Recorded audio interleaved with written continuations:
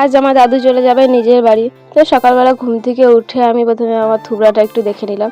এরপরে দেখছি নিনা আবার দেখি চা বানাচ্ছে সকাল সকাল, ও সকালে খিদে পেয়ে গেছে। আর মা এদিকে টুকটাক করে কাজ করছে, যেটুকু পারে দাঁড়িয়ে দাঁড়িয়ে যেটুকু করতে পারে সেইটুকুই করে। তারপরে আমার যেগুলো কাজ আছে আমি সেগুলো এবার করে নেব। তো ঘুম থেকে উঠে একটু আলিশি লাগে, প্রচণ্ড পরিমাণে আলিশি লাগে আমার। এই কারণে দেখছি হাই ছাড়ছি কেমনভাবে।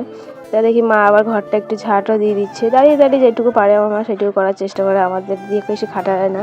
কিন্তু এখন পারে না তাই, নাহলে তো নিজেই সব কিছু করে। এদিকে দেখো এই পোলাটাকে দেখি কি বারান্দাতে একাই শুয়ে রেখেছে, তো আমার একটু মায়া লাগলো, তাই আমি এসে ওর সাথে একটু খেলা করছিলাম। দেখো চুপচাপ করে শুয়ে আসে, কিন্তু ভেবো না যে ও শান্ত, প্রচণ্ড দুরন্ত আর খুবই কান্না করে, একটুও থাকে না কারো কাছে।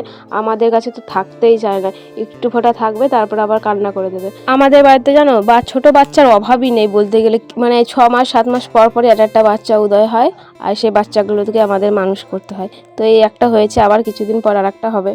বাচ্চারা থাকলে বাড়িতে, তাহলে বাড়িটা একটু ভরা ভরা লাগে, বেশ ভালো লাগে। আর আমাদের বাড়িতে তো অভাবই নেই। যাই হোক, এইদিকে দেখো দাদুকে আমি রান্না বান্না করে খেতেও দিয়ে দিয়েছি, ভাত করেছি আর শাকের তরকারি করেছি। এটা খেয়ে একটু বাদে আবার দাদু বাড়ি চলে যাবে।